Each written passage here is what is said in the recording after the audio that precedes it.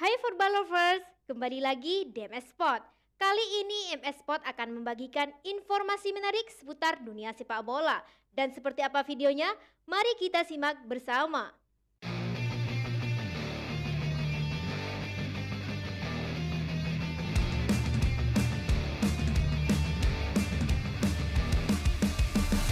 Lima kerugian jika timnas Indonesia tinggalkan AFF dan bergabung ke EAFF. PSSI mendapatkan desakan dari netizen tanah air untuk meninggalkan AFF usai insiden gugurnya timnas Indonesia U19 di Piala AFF U19 2022.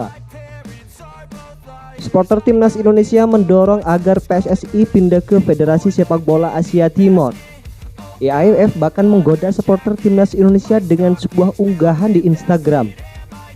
Unggahan itu pun ramai dikomentari oleh supporter timnas Indonesia. Akan tetapi, apakah menguntungkan jika timnas Indonesia tinggalkan AFF dan bergabung ke EAFF? Berikut 5 kerugian jika timnas Indonesia tinggalkan AFF dan untuk bergabung ke EAFF. 5. Pamor Piala AFF turun drastis. Piala AFF mendapatkan sorotan karena mempertemukan tim-tim terkuat di Asia Tenggara. Patut diakui, Indonesia adalah pasar besar untuk Piala AFF dengan sekuat antusiasme luar biasa dari supporter skuad Garuda. Jika PSSI hengkang, Piala AFF jelas kehilangan pamornya. Itu akan menjadi kerugian besar untuk AFF. 4. Timnas Indonesia gagal pecahkan rekor buruk di Piala AFF. Timnas Indonesia punya rekam jejak buruk di Piala AFF karena belum pernah keluar sebagai juara. Padahal timnas Indonesia adalah salah satu tim terkuat di Asia Tenggara. Prestasi terbaik timnas Indonesia adalah menjadi runner-up sebanyak 6 kali.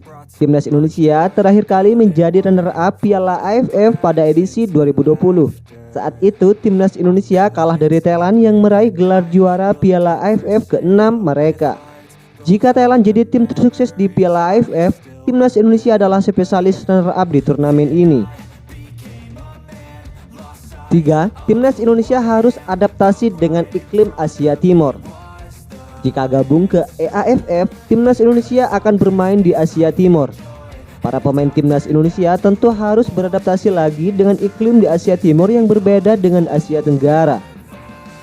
Bermain di Asia Tenggara tentu lebih mudah untuk timnas Indonesia, sebab iklim negara-negara di Asia Tengah hampir sama dengan Indonesia sehingga tidak perlu beradaptasi lagi. 2.